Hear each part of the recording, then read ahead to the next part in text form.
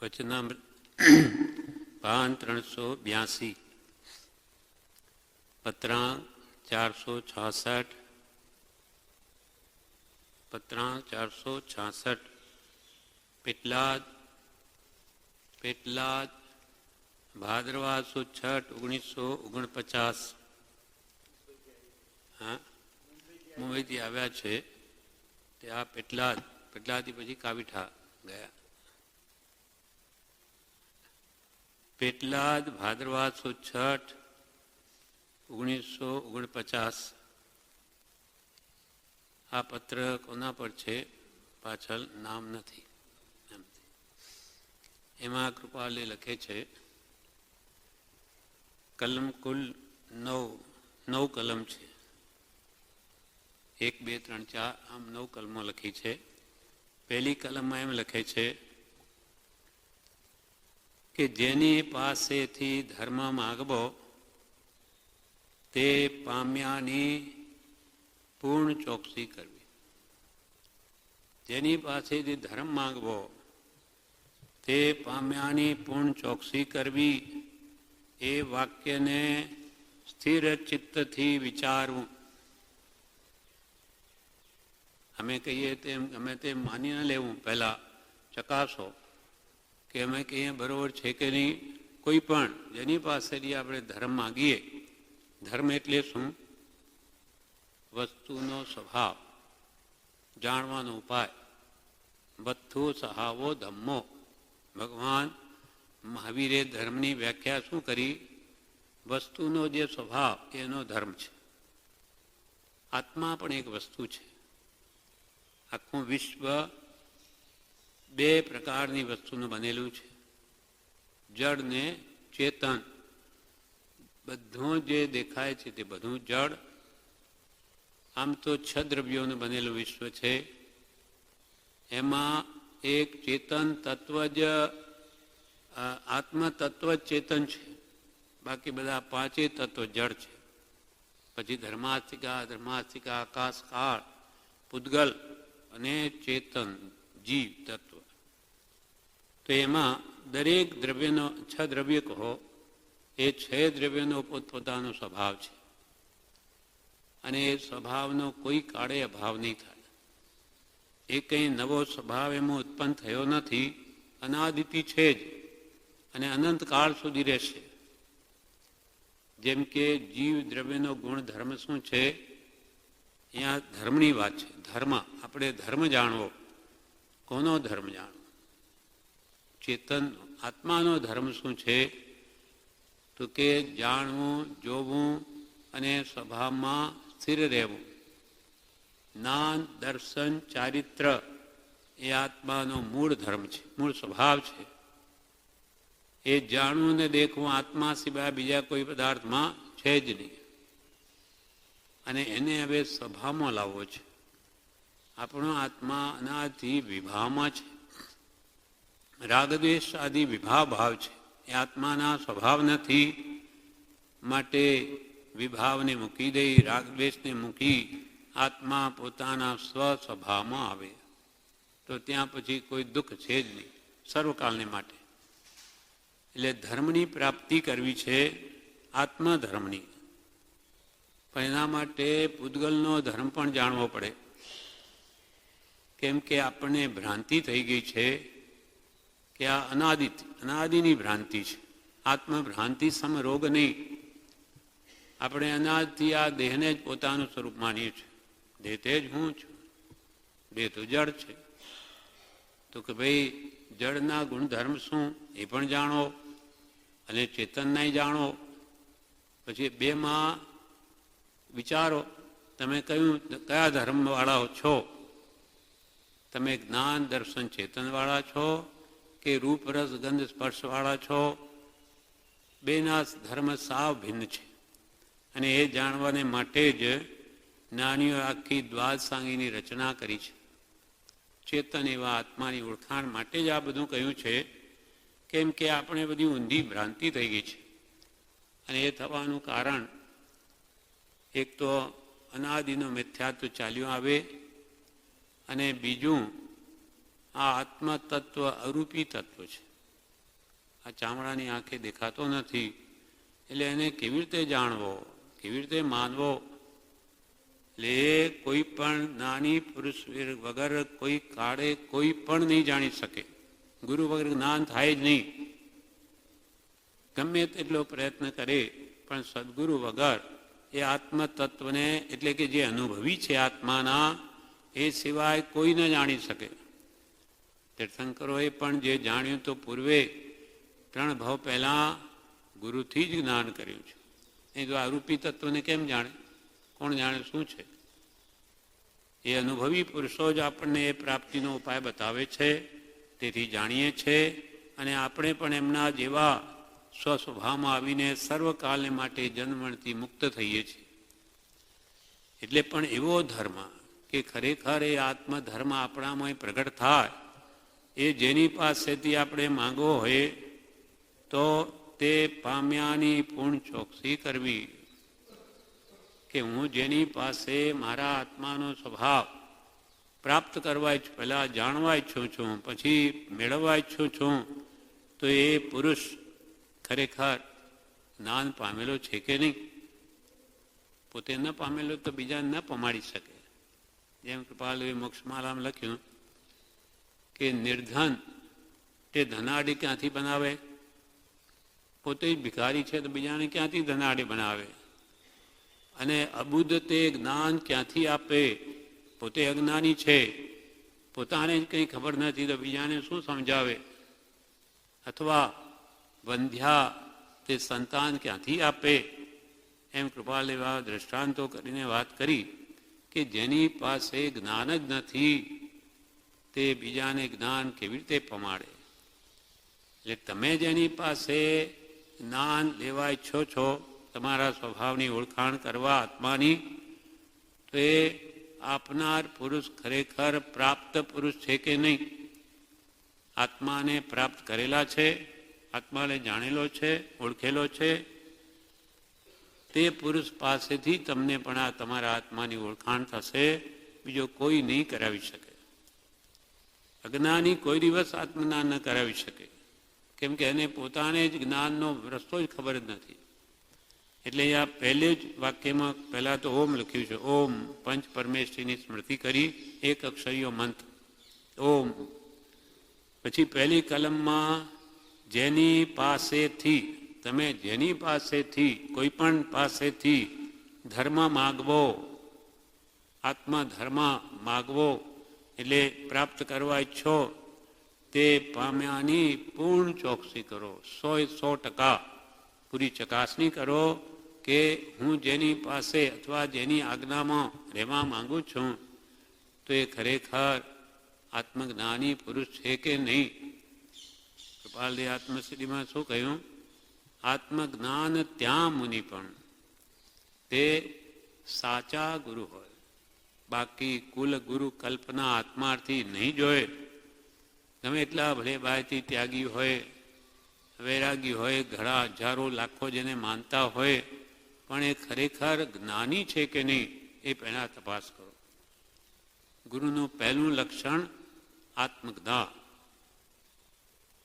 આત્મજ્ઞાન, સમદર્શિતા, વિચરે, ઉદય પ્રયોગ, અપૂર્વ વાણી, પરમ શુદ્ધ સદગુરુ લક્ષણ યોગ્ય. પહેલું લક્ષણ આત્મજ્ઞાન. એટલે જેની પાસેથી ધર્મ માંગવો, ધર્મની વ્યાખ્યા પણ શાસ્ત્રોમાં અનેક પ્રકારે છે.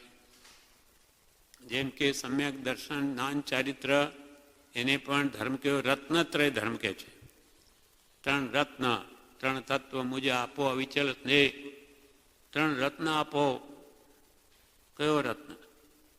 હીરા, માણેક, મોતી? નહીં. જ્ઞાન, દર્શન, ચારિત્ર. સમ્યક જ્ઞાન, સમ્યક દર્શન અને સમ્યક ચારિત્ર 3 રત્ન કહેવાય. પેલા તો જડ છે, આત્માનો સ્વભાવ છે, આત્માનો ધર્મ છે. જ્ઞાન કોનામાં હોય? આત્મામાં હોય, જડમાં ન હોય. દર્શન કોનું હોય? જોઈ કોણ શકે? આત્મા જ જોઈ શકે, જડ નહીં જોઈ શકે. ચારિત્ર ગુણ સ્વભાવમાં સ્થિરતાઈ કોણ કરી શકે? આત્મા જ કરી શકે. એટલે આ રત્નત્રય રૂપ ધર્મ એ પણ આત્માનો છે, અથવા 10 લક્ષણરૂપ ધર્મ, જે દિગંબરમાં દર પર્યુષણે એ 10-10નો સ્વાધ્યાય થાય. જ્યારે પર્યુષણ શરૂ થાય ત્યારે ઉત્તમ ક્ષમા પહેલે દિવસ. આ 10 લક્ષણ આત્માના જ છે, અનાત્માના જ ગુણો છે. એટલે 10 લક્ષણ રૂપ ધર્મ: ઉત્તમ ક્ષમા, આર્જવ, માર્જવ, સત્ય, શૌચ, સંયમ, તપ, ત્યાગ, અકિંચન્ય અને બ્રહ્મચર્ય. આ 10 લક્ષણરૂપ ધર્મ પણ આત્માનો સ્વભાવ છે. પછી દાન, શીલ, તપ, ભાવ, એ 4 પ્રકારે ધર્મ કયો. એ પણ આત્માના જ ગુણો છે. દાન, શીલ, તપ અને ભાવ. ફરી અહિંસા પરમો ધર્મ. ઉત્કૃષ્ટ ધર્મ શું? કે જ્યાં અહિંસા છે, જ્યાં હિંસાને અંશ માત્ર સ્થાન નથી. જેમ કૃપાલદેવ મોક્ષમાળામાં શું કહે કે જ્યાં દયા નથી ત્યાં ધર્મ જ નથી. આપણો ધર્મ જે વિતરાગ પ્રરૂપિત તે દયા મૂળ ધર્મ છે.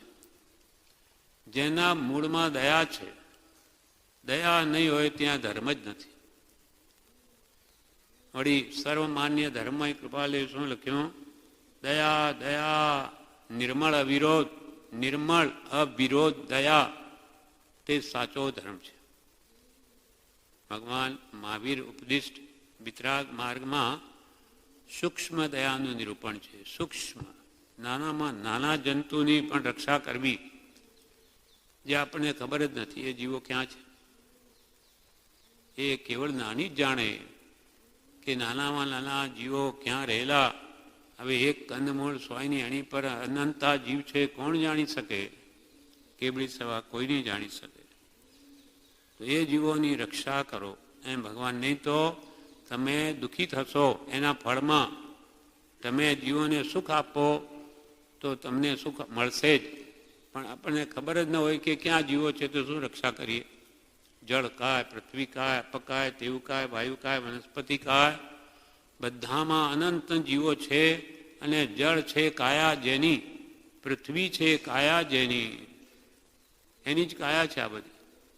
અગ્નિ છે કાયા જેની, વાયુ છે કાયા જેની, આવા જીવો.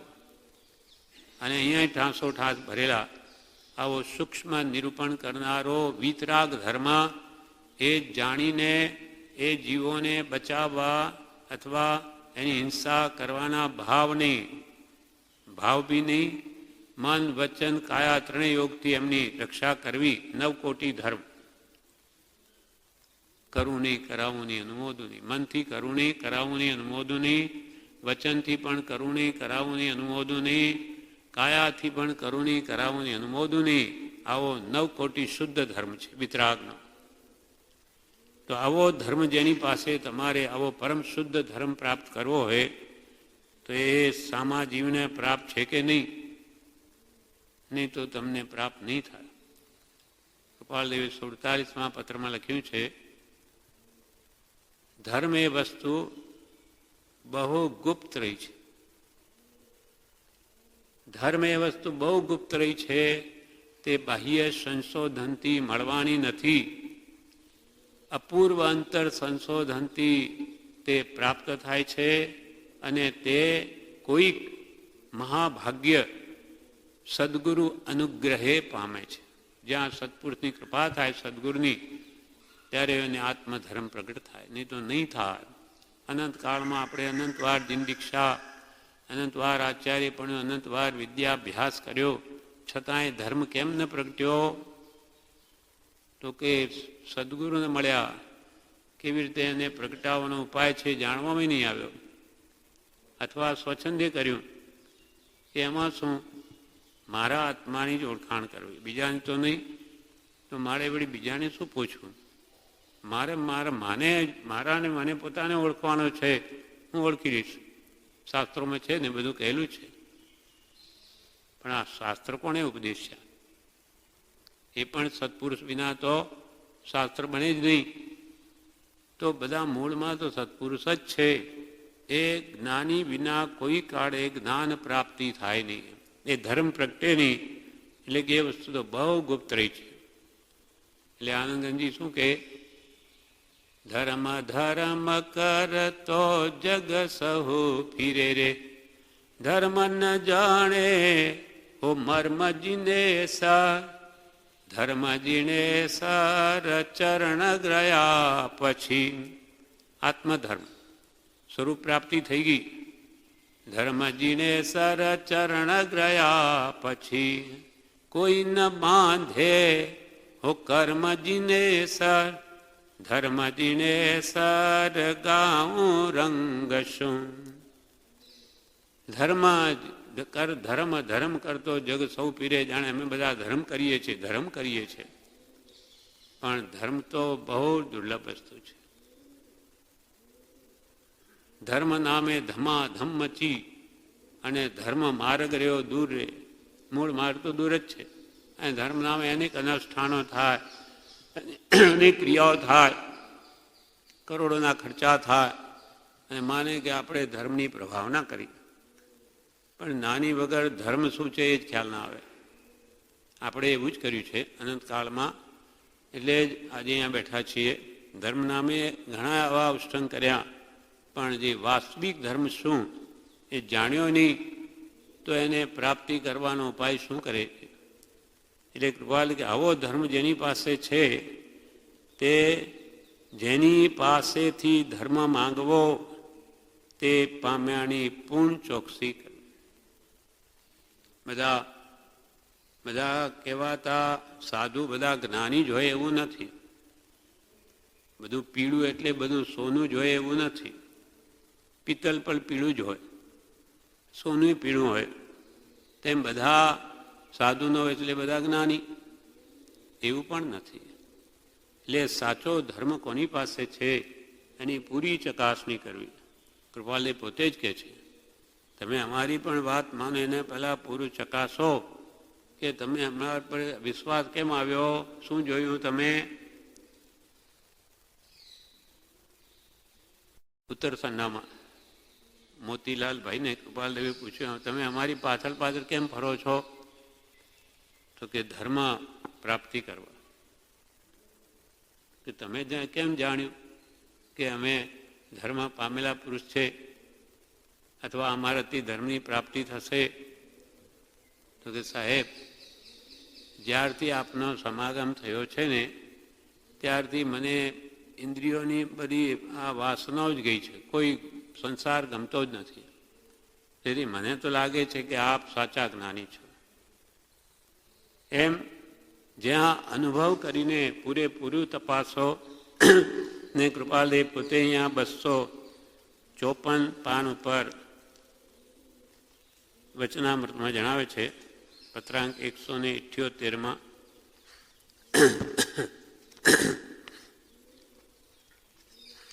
પાનો 254.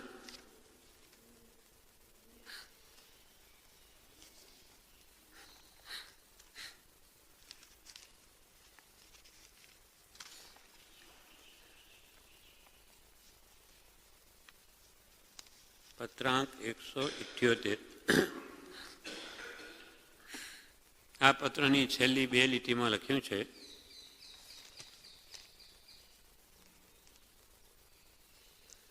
કે બીજા ભાઈઓને પણ જેની પાસેથી ધર્મ માગવો તે પુરુષ ધર્મ પામ્યા વિશેની પૂર્ણ ચોકસી કરવી આ સંતની સમજવા જેવી વાત છે. છેલ્લી 2 લીટી લખે છે, વી રાયચંદના યથાયોગ્ય, બીજા ભાઈઓને પણ જેની પાસેથી ધર્મ માગવો તે પુરુષ ધર્મ પામ્યા વિશેની પૂર્ણ ચોકસી કરવી આ સંતની સમજવા જેવી વાત છે. ફરી એક બીજા ઠેકાણે લખે છે, પાન 351માં કહે છે,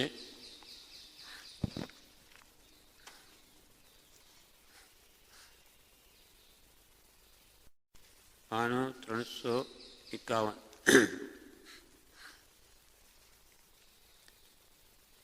પત્રાંક 403, એમાં કહે છે, જીવે ધર્મ પોતાની કલ્પના વડે, જીવે ધર્મ પોતાની કલ્પના વડે અથવા કલ્પના પ્રાપ્ત અન્ય પુરુષ વડે શ્રવણ કરવા જોગ, મનન કરવા જોગ કે આરાધવા જોગ નથી. માત્ર આત્મસ્થિતિ છે જેની એવા સત્પુરુષથી જ આત્મા કે આત્મધર્મ શ્રવણ કરવા જોગ છે, યાવત આરાધવા જોગ છે. જીવે ધર્મ, ધર્મ એટલે આત્મધર્મ, આત્માનો સ્વભાવ. જીવે ધર્મ પોતાની કલ્પના વડે, પોતાના સ્વચ્છંદે કે આ આત્માનો ધર્મ કહેવાય, કંઈ પણ આપણી બુદ્ધિએ માન્ય કરી લઈએ તે સત્ય ન ગણાય. જીવે ધર્મ પોતાની કલ્પના વડે અથવા કલ્પના પ્રાપ્ત અન્ય પુરુષ વડે, કુગુરુ અજ્ઞાની જેને પોતાને ધર્મનું સ્વરૂપ ખબર નથી, એવા કુગુરુ પાસેથી પણ ધર્મ શ્રવણ કરવા યોગ્ય નથી, મનન કરવા યોગ નથી કે એની આજ્ઞાનું આરાધન કરવા યોગ્ય પણ નથી. જીવે ધર્મ પોતાની કલ્પના વડે અથવા કલ્પના પ્રાપ્ત અન્ય પુરુષ વડે શ્રવણ કરવા જોગ, મનન કરવા જોગ કે આરાધવા જોગ નથી. તો કોની પાસેથી ધર્મ સાંભળવો કે કોની આજ્ઞા આરાધવી? માત્ર આત્મસ્થિતિ છે જેની, આત્મામાં સ્થિતિ છે જેની, સત્પુરુષ એ જ કે નિષદીન જેને આત્માનો ઉપયોગ છે.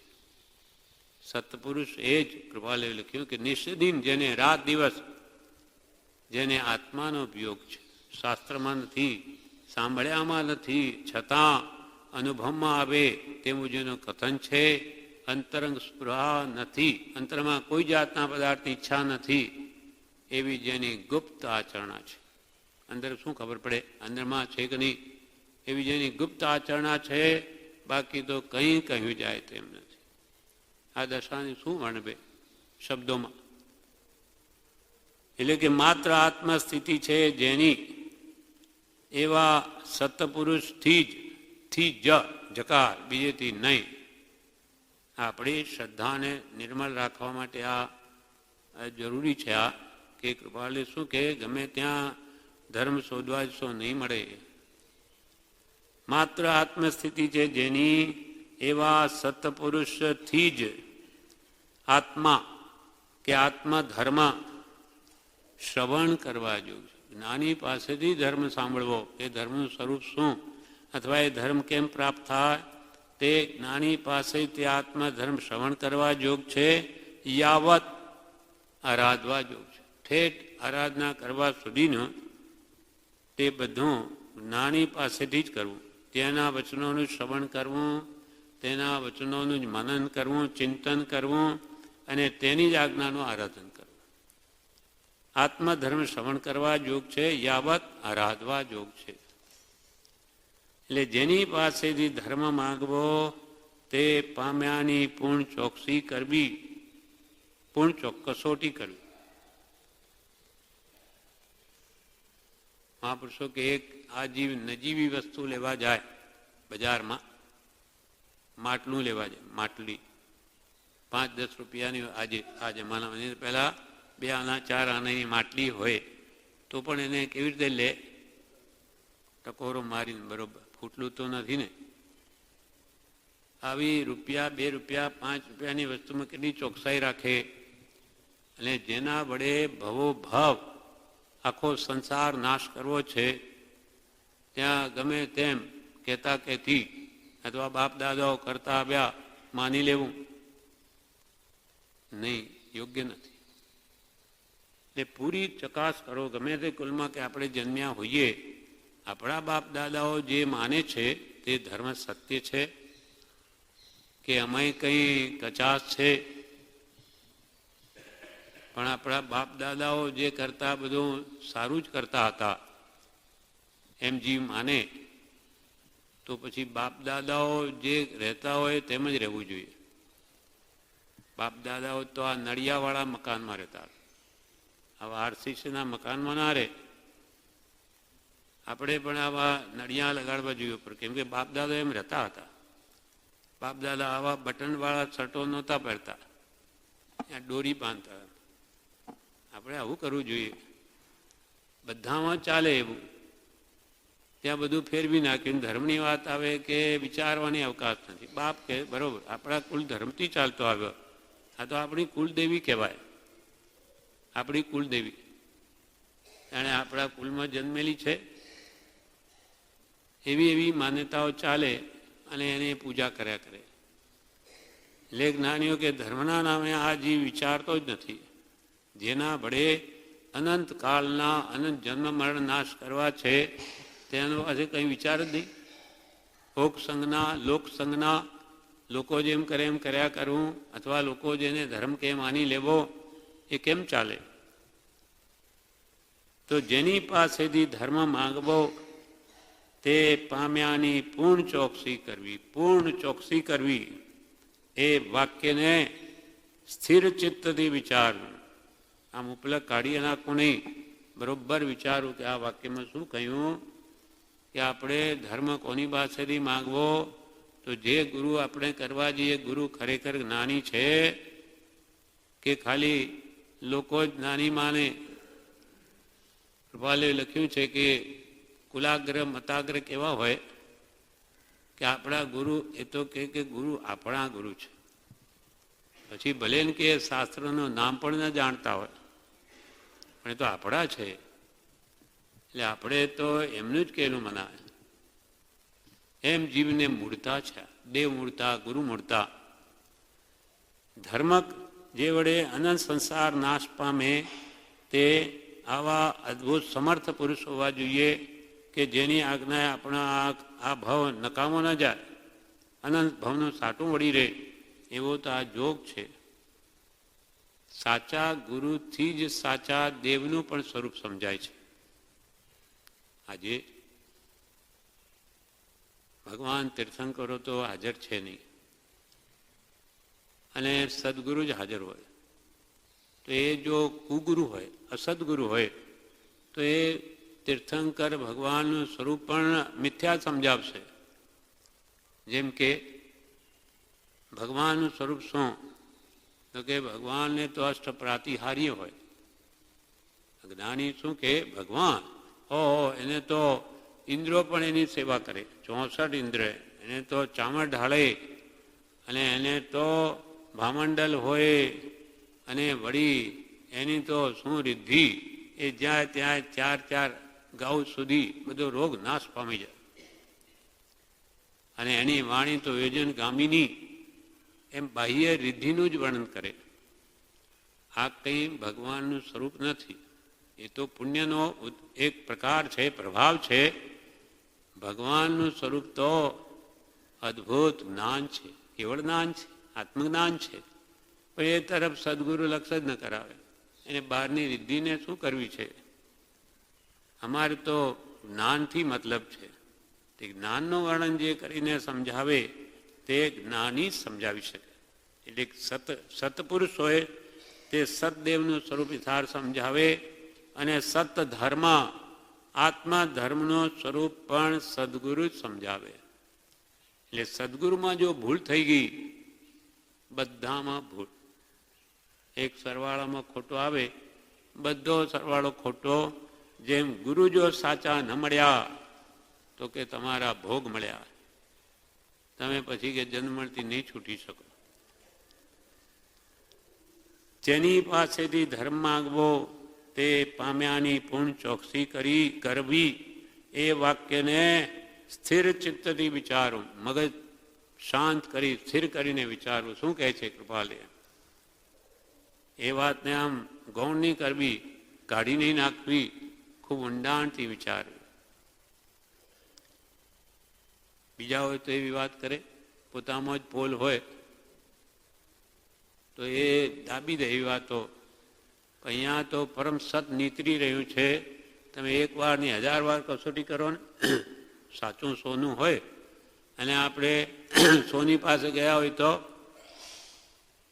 અથવા કોઈને બતાવીએ દુકાનદારે, તમે કાપીને છેદ કસોટી પર કસો, છેદ કરીને જુઓ. અરે અગ્નિમાં તમે એને ઉકાળીને જુઓ ને, કેમ કે આપણને ખ્યાલ હોય કે 100 ટંચનું સોનું જ છે, એમાં કોઈ ભૂલ નીકળવાની જ નથી. પણ જેમાં ભેળસેળ હોય તો એ પછી બહાના કાઢે, દેખાતું નથી ઉપરથી, એને વળી શું કાપવાનું, કાપવા નહીં દો, ઉપરથી જોઈ લો, કેમ કે અંદર ભેળ છે. એમ સત્પુરુષ જે હોય, સાચા હોય, એને કોઈ ભય નથી.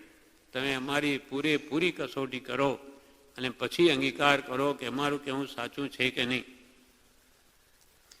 પછી બીજું વાક્ય કૃપાલદેવે લખ્યું છે, જેની પાસેથી ધર્મ માગવો તેવા પૂર્ણ જ્ઞાનીનું ઓળખાણ જીવને થયું હોય ત્યારે તેવા જ્ઞાનીઓનો સત્સંગ કરવો, અને સત્સંગ થાય તે પૂર્ણ પુણ્યોદય સમજવો. તે સત્સંગમાં તેવા પરમ જ્ઞાનીએ ઉપદેશેલો શિક્ષા બોધ ગ્રહણ કરવો, એટલે જેથી કદાગ્રહ મતાંતર, વિશ્વાસઘાત અને અસત વચન એ આદિનો તિરસ્કાર થાય, અર્થાત તેને ગ્રહણ કરવા નહીં. મતનો આગ્રહ મૂકી દેવો. આત્માનો ધર્મ આત્મામાં છે.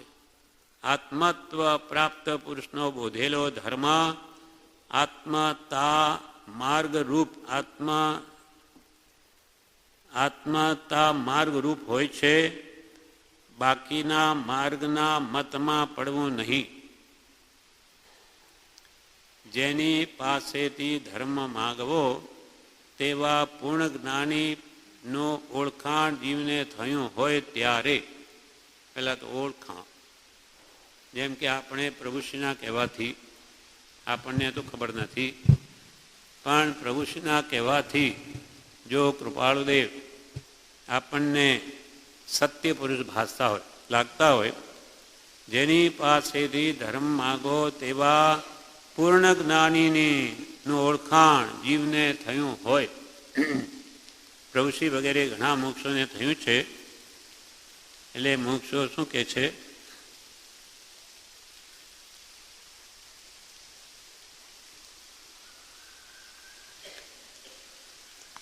પહેલા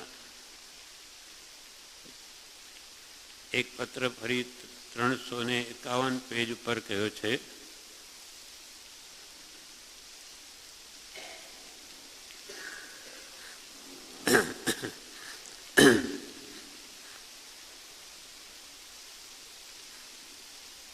$602 પાન ઉપર જણાવે છે, પાનું 602.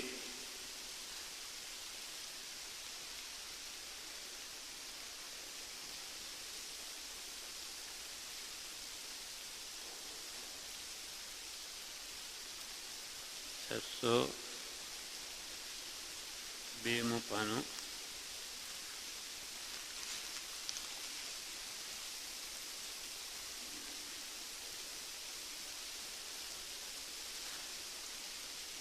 જેની પાસેથી ધર્મ માગો તેવા પૂર્ણ જ્ઞાનીનું ઓળખાણ જીવને થયું હોય ત્યારે તે જ્ઞાનીનો સત્સંગ કરવો. ઓળખાણ થવા માટે કેટલું પુણ્ય જોઈએ તે કૃપાલદેવ પત્રાંક 777 3 તે પત્રમાં જણાવે છે. ઈડર વૈશાખ વદ 12 શુક્ર 1953 તથારૂપ યથાર્થ, તથારૂપ એટલે સાચા, યથાર્થ આપ્ત એટલે મોક્ષ માર્ગ માટે જેના વિશ્વાસે પ્રવર્તી શકાય. આ કૃપાળુદેવે જ કૌંસમાં અર્થ લખ્યા છે. તથારૂપ એટલે યથાર્થ, કૌંસમાં લખ્યું. આપ્ત એટલે શું? તો કે મોક્ષ માર્ગ માટે જેના વિશ્વાસે પ્રવર્તી શકાય, જે પુરુષ કે એમ વર્ત કરી શકાય એવા તે આપ્ત પુરુષ. એવા આપ્ત પુરુષનો જીવને સમાગમ થવામાં કોઈ એક પુણ્ય હેતુ જોઈએ છે. આવા સાચા આત્મજ્ઞાની પુરુષનો સમાગમ યોગ થવામાં કોઈ એક પુણ્ય હેતુ જોઈએ છે. એક પ્રકારનું એક વિશિષ્ટ પુણ્ય જોઈએ છે. પુણ્ય તો જગતના બધા જીવોમાં કંઈ ને કંઈ પુણ્ય છે, પણ એ નહીં. પુણ્યાનુબંધી પુણ્ય, વિશિષ્ટ પુણ્ય હોય તો જ આપણે આવા જ્ઞાની પુરુષનો યોગ થાય. પછી તેનું ઓળખાણ થવામાં આપનો યોગ થયો માનો કૃપાદેવનો આપણને, પણ આ સાચા પુરુષ છે કે નહીં તેની ઓળખાણ થવામાં મહદ પુણ્ય જોઈએ છે. તેથી પણ ઘણું મહાન પુણ્ય જોઈએ છે. જો એની ઓળખાણ થાય તો આ સાચા પુરુષ છે, એથી મારું અવશ્ય કલ્યાણ થશે, એવું જો દ્રઢ નિશ્ચય હૃદયમાં થતો હોય તો સમજવું કે કોઈ મહાપુણ્યનો ઉદય થયો છે. પૂર્વે કંઈ એવું પુણ્ય બાંધ્યું કે આવો પુરુષ મળ્યા અને એ પુરુષ પ્રત્યે મને ઓળખાણ થઈ ગઈ પ્રભુશ્રીના કહેવાથી. બીજું તો આપણે શું ઓળખીએ, અજ્ઞાની. આવા તેવા પુરુષ તેનું ઓળખાણ થવામાં મહદ પુણ્ય જોઈએ છે. વળી ત્રીજું, અને તેની આજ્ઞા ભક્તિએ પ્રવર્તવામાં મહદ પુણ્ય જોઈએ છે. કૃપાલે લખે આવા પુરુષ મળવામાં મહાન પુણ્ય જોઈએ. કોઈ સમાગમ થવામાં એક પુણ્ય વિશેષ પુણ્ય જોઈએ, અને એની ઓળખાણ થવામાં તો મહાન પુણ્ય જોઈએ, અને પછી ઓળખાણ થયા પછી તેની આજ્ઞા ઉઠાવવામાં ભક્તિ પ્રેમ સહ તેની આજ્ઞા ઉઠાવવામાં તો મહત પુણ્ય જોઈએ છે. મહાન પુણ્ય જોઈએ. એ આપણે આજ્ઞા પણ પ્રભુશ્રીની કૃપાએ મળી છે, એટલે આપણું પુણ્ય કેટલું વધી ગયું, પરાકાષ્ઠા થઈ, હદ થઈ ગઈ, આટલા ઊંચે આવી ગયા. હવે પણ જો આપણે આ જન્મથી છૂટવાનો ઉપાય ન કરીએ પછી ક્યારે કરશું? આટલી ઊંચી આવવું એ સહેલું નથી. બહુ પુણ્ય કેરા પુંજથી શુભ દેહ માનવનો મળ્યો. બહુ પુણ્યના ઢગલા, પુંજ એટલે ઢગલા. બહુ પુણ્ય કેરા પુંજથી શુભ દેહ માનવનો મળ્યો. તો એ અરે ભવચક્રનો આંટો નહીં એ કેટળ્યો. તો એ અરે ભવચક્રનો આંટો નહીં એ કેટળ્યો. તો પણ કે એક ભવ સંસારના ભવચક્રનો આંટો એકે પણ નહીં ટાળ્યો. તો તમે શું કર્યું? આવા પુણ્યનો તમે ઉદય થયાનો શું લાભ મેળવ્યો?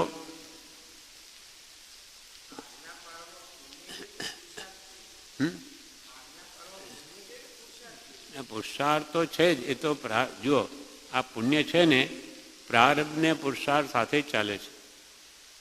આપણે પ્રારબ્ધે આ ઉદય પૂર્વનો પુરુષાર્થ તે આ ભવનું પ્રારબ્ધ બન્યું છે.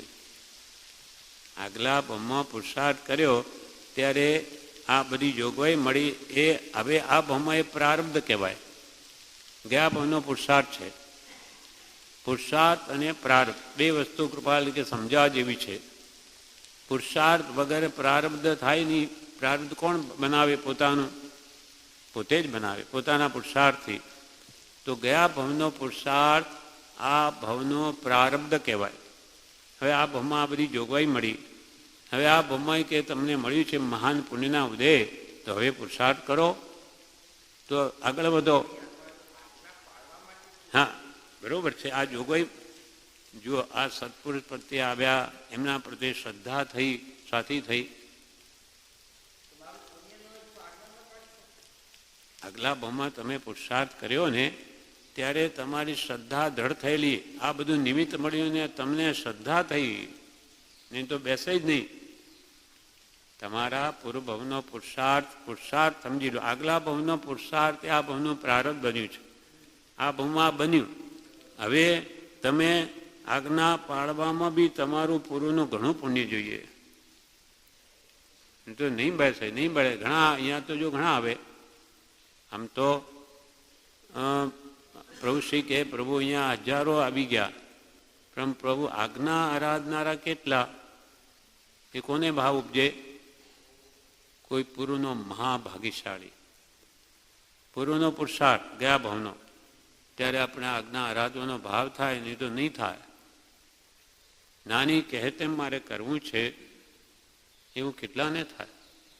બહુ જૂજ ઓછા ને. એકવાર એવું કહ્યું છે કે હવે આ પંચમ આરો છે ને તે કે આ એવી વાત આવે છે કે 10,000 જીવો આ માર્ગને પામશે, મોક્ષ માર્ગ, એવી વાત આવે છે. હવે કેટલી સત્ય ખબર નહીં, પણ આમ લાખો માણસ આખી આ પંચમ આરામાં આવવાના અને જવાના માનવાના પુણ્ય બાંધશે, પણ જન્મથી છૂટનારા 10,000 લગભગ એમ. એટલે આજ્ઞા પાલન માટે પણ મહદ પુણ્ય જોઈએ છે. એ પુણ્ય ન હોય તો એ પુરુષાર્થ આજ્ઞા પાળવાનો કરી ન શકે. જેમ કે શણિક મહારાજા, એમને પૂર્વનું નિયાણું કરેલું એટલે નરગતિનો બંધ પડી ગયેલો. નરગતિના પંડે પડ્યા પછી એ વ્રત નહીં, કંઈ વ્રત પાળી ન શકે, સંયમ ના આરાધી શકે. એટલે આ પૂર્વનો કહેલો કરેલો પુરુષાર્થ એટલો ઓછો છે, એટલે આ ભૌમિક પુરુષાર્થ નથી થઈ શકતો. અને આપણને બધી જોગવાઈ મળી છતાં બધાનું પુણ્ય અલગ અલગ છે. શ્રદ્ધાના અનંત પ્રકાર છે. કોઈ ક્યાં ઊભો છે, પહેલે ઊભો છે, કોઈ છેલ્લે છે, કોઈ વચમાં છે. પણ જે પુરુષાર્થ કરશે તે આગળ વધશે, નહીં કરશે તે રહી જશે.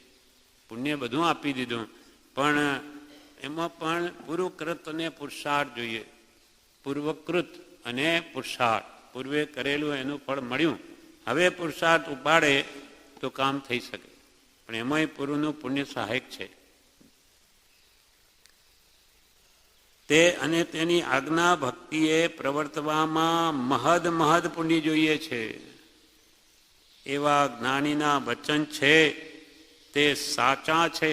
કૃપાલય કહે છે, આ જ્ઞાની પુરુષોએ એમ કહ્યું છે, એવા જ્ઞાનીના વચન છે તે સાચા છે, એમ પ્રત્યક્ષ અનુભવાય એવું છે. આટલો જ પત્ર છે, નહીં છે વેલિટી પર.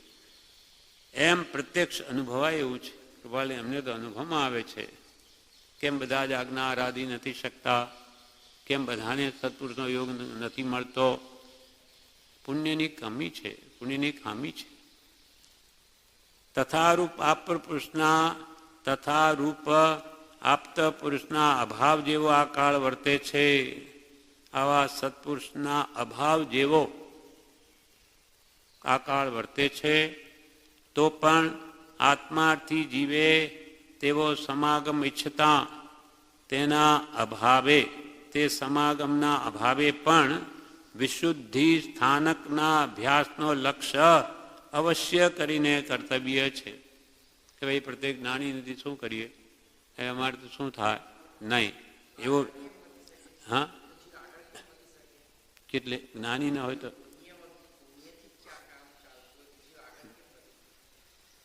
તો પુણ્યથી જ આગળ વધાય. પુણ્ય પૂરું કરતું પુરુષાર્થ એ જ પુણ્ય બન્યું છે આજે. પુરુષાર્થ જો બધાનું કારણ છે પુરુષાર્થ. પાપ ખોટો પુરુષાર્થ છે, પુણ્ય સાચો પુરુષાર્થ છે. તમે સાચો પુરુષાર્થ કર્યો તો આ બધું મળ્યું. હવે બી આપણે આગળ વધીએ નહીં તો શું કરવાના? આ નિમિત્તો શું કરે? આશ્રમમાં રહે એટલે કલ્યાણ થાય જ, બધાનું સમાધિમણ થાય જ. એ તો કૂતરાય રહે, પહેલાં કૂતરાય હતા. હા, તે પુણ્ય પણ સાથી બને. પુણ્ય ક્યાંથી આવે? પુરુષાર્થથી જ આવે. પુરુષાર્થ વગર પુણ્ય ક્યાંથી આવે? તમે સત્પુરુષાર્થ કરો તો સત્પુણ્ય બંધાય. પુરુષાર્થ ન કરો તો આખો દાડો સંસારની જ વાતો માયામાં પડે.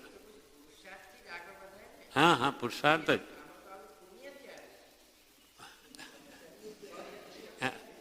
પુરુષાર્થ તમે પુરુષાર્થ કરો પછી શું થાય? એનો શું બંધ પડે તમને? પુણ્યનો બંધ પડે કે પાપનો? બસ તો પછી તમે પુરુષાર્થ સારા ભાવ કર્યા, આ સારો પુરુષાર્થ કર્યો, તો આનાથી બંધ શાનો પડ્યો? પુણ્યનો પડ્યો.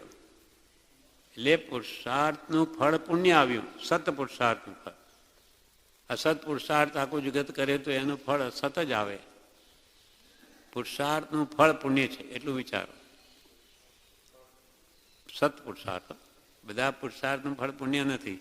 હા, એટલે સારું કરે એનું સારું જ ફળ આવે. તો તો પણ આત્માથી જીવે તેવો સમાગમ ઈચ્છતા તેના અભાવે, તે સમાગમનો અભાવ છે આજે સત્પુરુષનો પ્રત્યેક યોગ નથી, તો પણ વિશુદ્ધિ સ્થાનકના અભ્યાસનો લક્ષ્ય અવશ્ય કરીને કર્તવ્ય છે.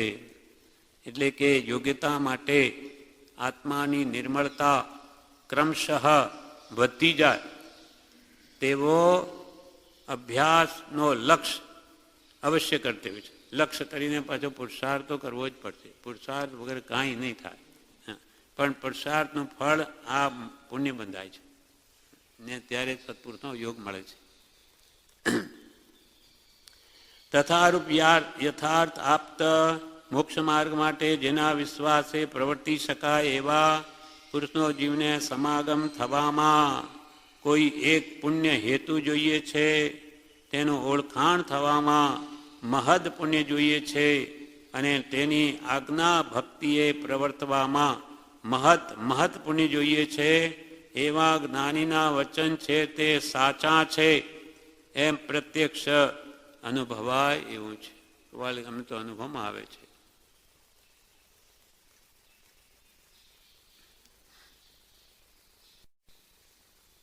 રામચરિત માનસમાં પણ એક ગાથા છે કે આ ક્ષણ ભંગુર દુનિયામાં સત્પુરુષનો સમાગમ બિનુ સત્સંગ વિવેકન હોઈ, રામ કૃપા બિન સુલભન સોઈ. બિનુ સત્સંગ વિવેક ન હોય. સત્સંગ વગર જડ ચેતનનો વિવેક ન થાય, કોઈ પણ વિવેક હિતાહિતનું ભાન ન થાય. અને રામ કૃપા બિન સુલભન સોઈ. સત્સંગ પણ સત્પુરુષની કૃપા વગર નહીં થાય. પુણ્ય જોઈએ. બધા અહીંયા આવીને કેમ નથી બેસતા, અથવા જ્યાં રહીએ ત્યાં સત્સંગ ભક્તિ કેમ નથી કરતા? પુણ્ય નથી. એવું મનની ઈચ્છા જ નહીં થાય, રુચિ જ ન થાય. અને જે મહાપુરુષોને નિરંતર એમ જ રહેવાની ભાવના થાય. એટલે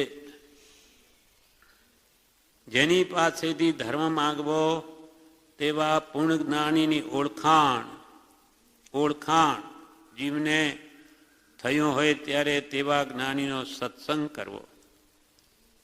616 પાન ઉપર કૃપાલય જણાવે છે, પાનો 616.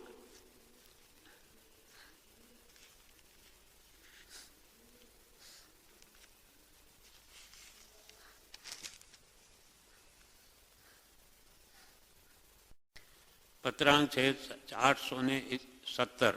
817માં પત્રમાં કૃપાલય લખે છે, મુંદાસ પ્રભુદાસ સુના અહો રાજચંદ્ર દેવ, રાત દિવસ મને રહેજો રટણ તમાર. આ એમણે લખેલું છે. 23 વર્ષની માત્ર ઉંમર હતી, કામ કરી ગયા, કલ્યાણ કરી ગયા. ભર જુવાની, હજુ જુવાની તો ખીલવી છે, એના પહેલાં તો દેહ છોડી દો. પણ કેવી ભક્તિપૂર્ણના સંસ્કારે કૃપાલય પ્રત્યે અનન્ય પ્રેમ હતો. રાત દિવસ મને રહેજો રટણ તમારો. એમને રાત્રિ ભોજનની બાધા લઈ લીધેલી. માતા પિતાને ખબર પડી કે એ વૈષ્ણવ લોકો, એટલે કે આ શું લઈ આવ્યો, કેમ નહીં ખાય રાત્રે, ખાવા જ નહીં આપે. પછી ચોખ્ખા ફાકે, આ ખાણા ખાઈને દાડા કાઢે. એવી રીતે પોતે ઘણી તકલીફ બેઠીને પણ આજ્ઞા નહીં તોડી, તેનું પરિણામ કામ કાઢી ગયા. એમના ઉપર આ પત્ર લખ્યો છે કૃપાલદેવે.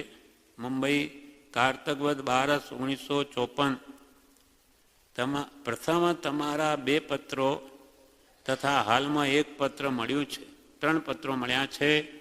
હાલ અત્રે સ્થિતિ થવાનો સંભવ છે.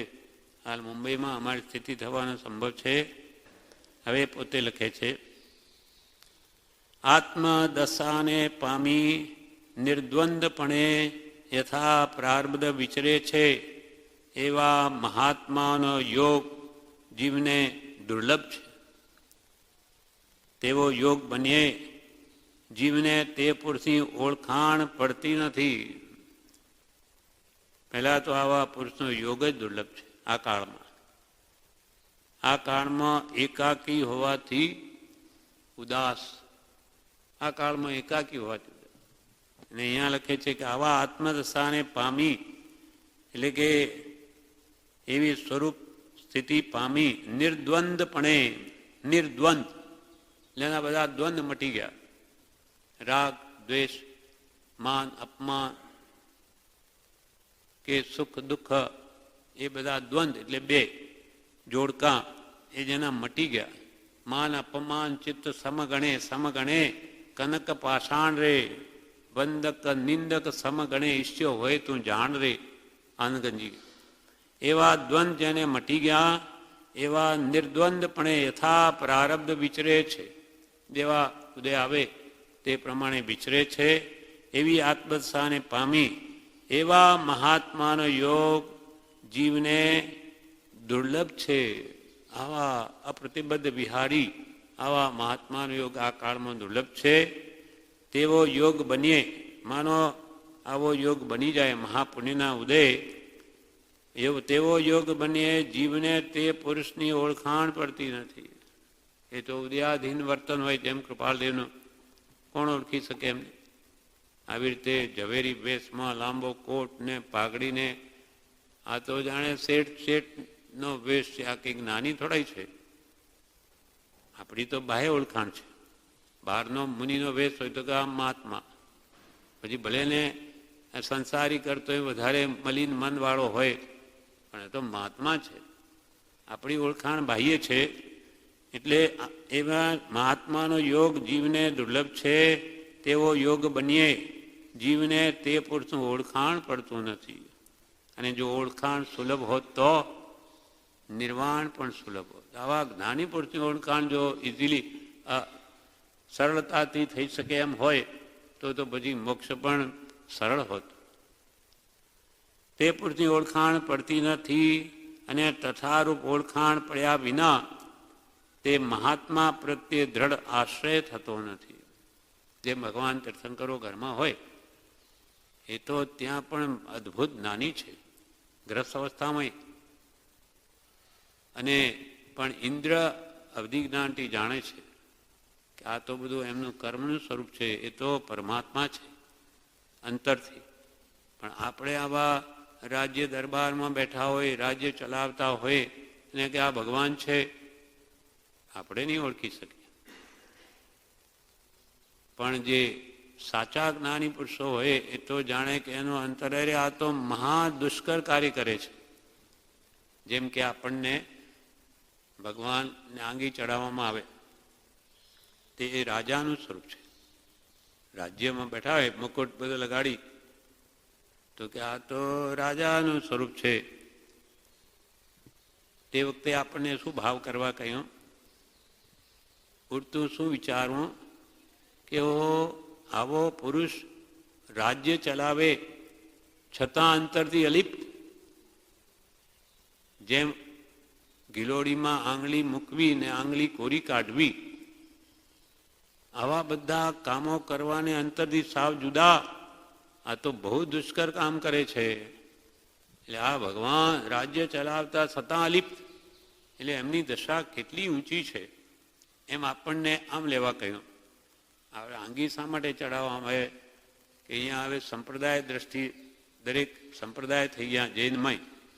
સિતાંબરવાળાને એમ લાગે કે આ તો વળી જુદું છે, આવો તમારું જ છે. પછી કોઈ કે અમે તો દિગંબર, તો કે આવો તમારા માટે છે ઉપર. કોઈ કે અમે તો સ્થાનકવાસી, અમે મંદિરમાં નહીં જઈએ, તો આવો તમારા માટે આ સ્થાનક. તમે ગુરુ આગળ બધી ક્રિયા કરો ને, અરે આ ગુરુ.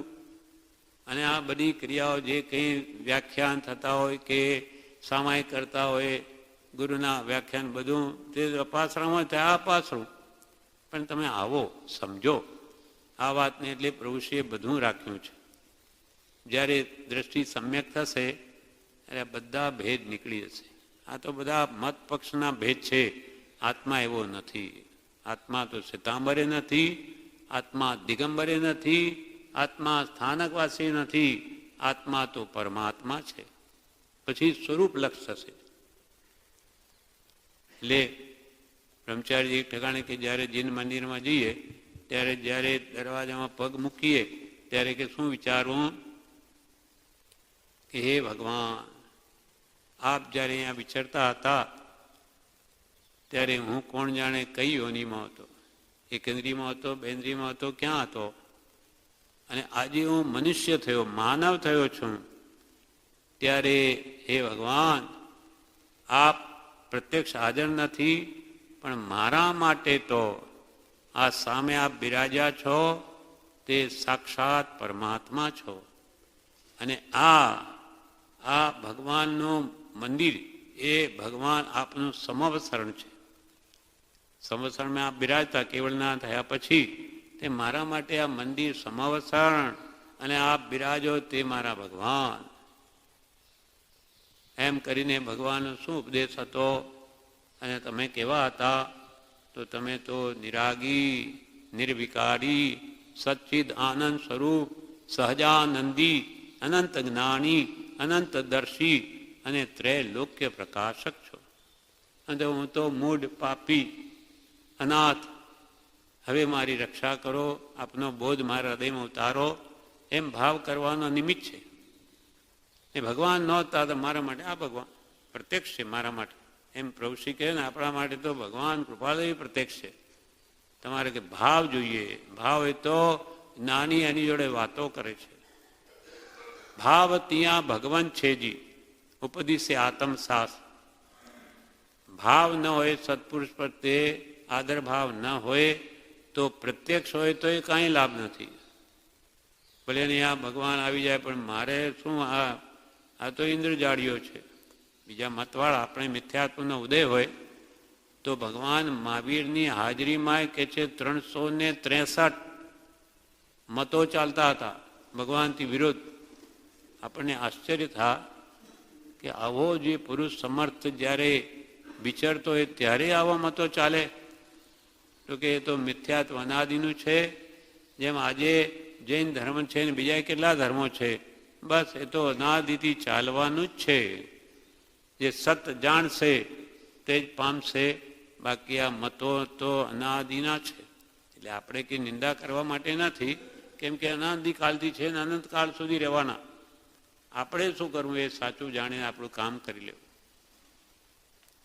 એમ આત્મદશાને પામી નિર્દ્વંદપણે યથા પ્રારબ્ધ વિચરે છે, એવા મહાત્માઓનો યોગ જીવને દુર્લભ છે.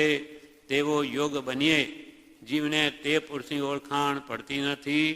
અને તથા રૂપ ઓળખાણ પડ્યા વિના, નાની પુરુષની ઓળખાણ થયા વિના તે મહાત્મા પ્રત્યે દ્રઢ આશ્રય થતો નથી. એનું શરણું લેવાતું નથી. એની આજ્ઞામાં રહેવાનો ભાવ નહીં થાય. કૃપાલદેવ સાચા પુરુષ એવા આપણા હૃદયમાં નહીં બેસે તો એની આજ્ઞા ઉઠાવવાનો ભાવ નહીં થાય. એ કેમ કરવાનું મન જ નહીં થાય. એટલે એ ઓળખાણ પડ્યા વિના તે મહાત્મા પ્રત્યે દ્રઢ આશ્રય થતો નથી. અને જ્યાં સુધી આશ્રય દ્રઢ ન થાય ત્યાં સુધી ઉપદેશ પરિણામ પામતો નથી.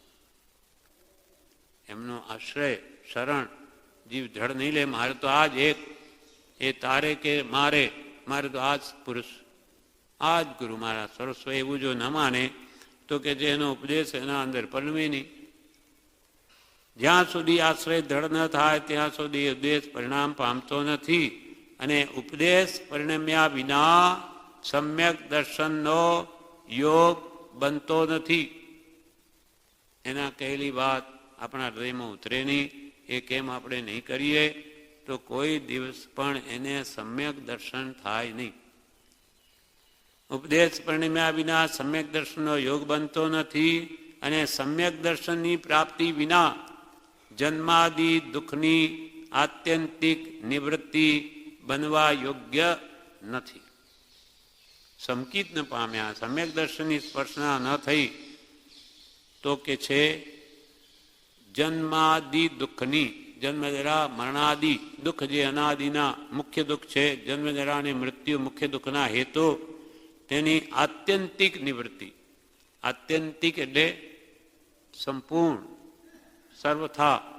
આત્યંતિક નિવૃત્તિ એટલે મોક્ષ. બધા સર્વકાલને માટે ગયા એ દુઃખ, એ જન્માદિ દુઃખની આત્યંતિક નિવૃત્તિ બનવા યોગ્ય નથી. તેવા વર્તમાનમાં તો તેવા મહાત્મા પુરુષોનો યોગ તો દુર્લભ છે, આવા જ્ઞાની પુરુષોનો યોગ તો દુર્લભ છે, અપ્રતિબદ્ધ વિહારી, તેમાં સંશય નથી. કૃપાલય કે છે આવા ઊંડા અવસર્પણી કાળમાં આવા મહાત્મા પુરુષોનો યોગ તો દુર્લભ છે, એમાં સંશય નથી, એમાં તો શંકાને સ્થાન નથી. પણ બીજું કે છે પણ આત્માર્થી જીવોનો યોગ બનવો પણ કઠણ છે. કેવો કાળ આવી ગયો! સત્પુરુષના તો દર્શન દુર્લભ, પણ સાચા જિજ્ઞાસુ, જન્મથી છૂટવાના ઈચ્છુક મુમુક્ષુ, જેને સાચા અર્થમાં કહીએ મુમુક્ષુ, આવા જીવોનો યોગ બનવો પણ કઠણ છે. એવો કાળ આવી ગયો. તો પણ ક્વચિત ક્વચિત તે યોગ વર્તમાનમાં બનવા યોગી છે, પણ સાવ નાશ નથી થયો. એટલે આત્માથી જીવનો યોગ હજુ બનવા યોગી છે. સત્સમાગમ અને સત્શાસ્ત્રનો પરિચય કર્તવ્ય છે. ઓમ. સત્સમાગમ કરો અને સત્શાસ્ત્રનો પરિચય રાખો તો કે છે તમને સમ્યક દર્શનની પ્રાપ્તિ આવા કાળમાં પણ જરૂર થશે. પણ પુરુષ સાચો હોવો જોઈએ, સાચી ઓળખાણ હોવી જોઈએ. ગુરુ જેને ધારીએ એ 100 ટંચનું સોનું હોવું જોઈએ. એમાં પછી થોડું ભેળસેળ ન ચાલે. તો આપણામાં બધું ભેળસેળ વાળું જ હોય. શુદ્ધ પ્રાપ્તિ પ્રભુ શ્રીજીને આ પુરુષથી પ્રાપ્તિ થઈ છે, માટે ઠોકીને કહે છે કે આ પુરુષ સાચો પુરુષ છે, તમે એની આજ્ઞા પ્રમાણે વર્તો, તમારું કલ્યાણ નહીં થાય તો અમે જવાબદારી લઈએ છીએ, જામીનદારી લઈએ છીએ, જામીનદાર થઈએ છીએ, જવાબદારી લઈએ છીએ. જવાબદારી લેવી સહેલી નથી, પણ આ માર્ગમાં ભૂલ નથી, માટે કહીએ છીએ. આપણા મહાભાગ્ય આજ પુણ્યનો ઉદય બઠ્ઠું મળી ગયો છે ને, એટલે આપણને સામાન્યપણું થઈ ગયું છે. એક માણસ આવા અમુક 2-5 જણા એવા આવ્યા અહીંયા કે બધે ભટકીને આવે. બધા સંપ્રદાયમાં આવા 2-3 કિસ્સા પણ અહીંયા જોવા મળ્યા. એ આવે ને કે ભાઈ હું તો બધે જોઈને થાકી ગયો, અહીંયા આવ્યા ને શાંતિ મળી છે. આ સત્ય માર્ગ જણાય છે. ત્યાં કોઈને ચરણે પડવું પડતું નથી, અને એક જ પુરુષને બધા વળગ્યા છે, બધા સરળ જીવો છે. ત્યાં અજ્ઞાનીઓને ત્યાં તો બધા ગુરુ થઈને બેઠા હોય, અને અંદરની જે માન મોટાઈ એ છાની ના રહે બધી. એટલે બધે જ કંઈ ને કંઈ દોષ જોઈને આવે, પછી એવો ઠરી ટામ થઈ જાય બસ કે હું રખડ્યો ગણો, પણ એનું ફળ મને મળ્યું છે કે મને સત્ય વસ્તુનો હવે મહાત્મ્ય લાગે છે. આ સત્ય છે, આ સત બહુ રખડવું નહીં પડ્યું તો એને એટલું મહાત્મ્ય ના લાગે. જેમ આપણે અત્યંત ભૂખ લાગી હોય તો પછી સૂકો રોટલો પણ મીઠો લાગે, પણ આપણને ભૂખ ન હોય તો આ 5 પકવાન 150 બધા પડ્યા છે, પણ ભૂખ નથી, શું કરીએ? તેમ જિજ્ઞાસા જો જાગે સત પ્રાપ્ત કરવાની, તો કૃપાલ કે તો મોટો ગુણ જાણીએ છીએ. તો વસ્તુ આ એને જરૂર અસર થાય ને એનો પુરુષાર્થ વધે, ખૂબ વધે. એ મને કેવું મળી ગયું, હવે તો નહીં છોડું, આ જ કરું, એમ પ્રતિ સમય એનો પૂરો લાભ લે. આ પ્રમાણે તેવા પુરુષ જેની પાસેથી ધર્મ માગવો, તેવા પૂર્ણ જ્ઞાનીનું ઓળખાણ જીવને થયું હોય ત્યારે શું કરવું? ઓળખાણ માનો થઈ ગયું પુરુષના કહેવાથી, તો તેવા જ્ઞાનીઓનો સત્સંગ કરવો. હવે કૃપાલયનો સત્સંગ કરવા ક્યાં જઈએ? તો આ છે જ ને, આ કોણ કહે છે? જ્ઞાનીઓનો સમાગમ છે. વચનો કોના છે? બધું એનું છે. આ તો એટલે એનો સત્સંગ કરવો, અને સત્સંગ થાય તે પૂર્ણ પુણ્યોદય સમજવો. પૂર્વ ને પૂર્ણ આવો સત્સંગ કે તમને મળ્યો છે તો તમારા પૂર્ણ પુણ્યોદય સમજવા. આગલા ભાવમાં ઘણો પુરુષાર્થ કર્યો તમે, એનું આ ફળ મળ્યું છે. અને સત્સંગ થાય તે પૂર્ણ પુણ્યોદય સમજવો. પૂર્વ પુણ્યના ઉદયથી મળ્યો સદગુરુ યોગ. પૂર્વ પુણ્યના ઉદયથી મળ્યો સદગુરુ યોગ. હા, વચન સુધા શ્રવણે જતા થયું હૃદય ગત શોક. વચન ને આગળ શું લગાડીને કૃપા લેવે? સુધા. વચન સુધા. સુધા એટલે અમૃત. વચનરૂપી અમૃત મારા અંદર ઉતર્યા કે મારી તો બધી શોક ચિંતા બધી મટી ગઈ. વચન સુધા શ્રવણે જતા થયું હૃદય ગત શોક. ગત શોક, હૃદયમાંથી શોક નીકળી ગયો. આવો પુરુષ મળ્યો એટલે કે જન્મ મરણથી હવે મરણનો ભય નહીં રહ્યો. નમે મૃત્યુ કતો ભીતિ, મને મરણ છે જ નહીં એવું આ પુરુષથી થયું. એટલે કેટલી શાંતિ વળી ગઈ. હા, પૂર્વ પુણ્યના અવધિથી. પણ મહાપુરુષો શું કહે? પ્રભુશ્રી કે પૂર્વ પુણ્ય તો મળ્યું, વાત સાચી, પણ હવે શું કરવું? હવે ઠેઠ પહોંચવું કે નહીં? કેટલામાં આનંદમાંની બસ મળી ગયું, હવે શું? દેવલોકમાં છીએ. ખરેખર દેવલોકમાં આવું સુખ નથી. આ વિચારવા જેવું છે. આપણે જાણે દેવલોકમાં સુખ છે. દેવલોકમાં એ મહાઉપાધિ છે. ત્યાંય ભલે વેપાર નથી કે આ વ્યવહાર નથી, પણ આ અંદરમાં પડ્યો છે ને મોહ રાજા, એના ત્યાં પ્રબળ નિમિત્તો છે. ત્યાં તો એક જ સ્ત્રી હોય, એની જે આ લપ સંભાળવાની, પણ ત્યાં તો કેટલી બધી હોય. મોહ કેટલો પ્રબળ, ચારે બાજુથી એનું મન રાખો, એનું રાખો, કેનું રાખે. એટલે બધું દુઃખ જ છે, ઉપાધિ ઘણી ત્યાં. પણ હવે આ જીવને સુખ કેમ લાગે? આમાં જ એને સુખ બુદ્ધિ કરી છે એટલે એને કે આ બહુ સુખ, ત્યાં તો આવું છે. પણ ત્યાં એને શાંતિ નથી. જેમ જેમ ભોગવે તેમ માનસિક દુઃખ ઘણું છે. ત્યાં વિશેષ ભોગવાની ઈચ્છા થાય. અને સામગ્રી બધી ઉપલબ્ધ છે. એટલે આ ખાઉં, જેમ અહીંયા બહુ વસ્તુ, આ ખાઉં, આ કરું, તે કરું, તેમ બધી છૂટ. જ્યાં જુએ ત્યાં જઈ શકે. તે ક્યાં જાઉં, આમ કરે, મન સ્થિરતા જ નથી. જ્યાં ભગવાનના કલ્યાણકમાં આવે ને લાખો દેવો, ત્યારે 28 મહોત્સવ કરે. ક્યાં કરે? નંદીશ્વર દીપ જઈને. ત્યાં જે ભક્તિમાં છે ને એ દેવો આટલા કલાક બેસી જ નથી શકતા. થોડુંક બેસે પાછા ભાગે ઉઠે, જાય બહાર, ફરી આવે. ત્યાં બાગ બગીચા બહુ છે, એટલો એની સ્થિરતા જ નથી. એટલે આખો દાડો જેમ વિશેષ સામગ્રી હોય તો મન આ કરું, તે કરું, ફલાણું કરું, એમાં બહુ દુઃખી છે. ભલે આ તો જેમ આપણને દુઃખમાં સુખ બુદ્ધિ છે આપણી, તેવું ત્યાંય છે. એટલે એમને જીવી શકે છે. જીવ સાથી જીવે, કાં તો આશાથી જીવે. હવે અહીંયા એને આમાં સુખ માર્યું એટલે કાં જ્ઞાનથી જીવે. બે જ્ઞાનીઓ જ્ઞાનથી જીવે, આપણે આશાથી જીવીએ કે બસ સુખ મળશે. આ બધી કેવી સામગ્રી મારે જુઓ, હવે મારા જેવો કોણ સુખી, એમ માનીને એ લોકો સુખ માને છે પોતાને. પણ આખો દાડો રાગ દ્વેષ અજ્ઞાનીઓની વાત છે, સમ્યક દ્રષ્ટિની વાત નથી. એ તો ત્યાં લિપ્ત છે. તે એમાં બસ લીન રહે છે, મસ્ત રહે છે. મારા જેવો કોણ સુખી? જ્યારે છેલ્લે આયુષ્ય પૂરું થવા આવે ત્યારે જ બધું કર્માય કે આ શું થઈ ગયું, સમય પૂરો થઈ ગયો, હવે 6 મહિના પછી જવાના. આ બાપરે, ક્યાં જવાના? ગર્ભમાં જવાના, મળમૂત્રમાં. ભયંકર. તે અસહ્ય પીડા વેદે છે, પણ કરે શું? હવે જેટલું સુખ બધું ભોગવ્યું બધું નીકળી જાય છે. એમ કે છે કે આટલા કરોડો વર્ષ જે સુખ ભોગવે તેના જેટલું કે તેથી વિશેષ દુઃખ એ 6 મહિનામાં ભોગવી લે છે.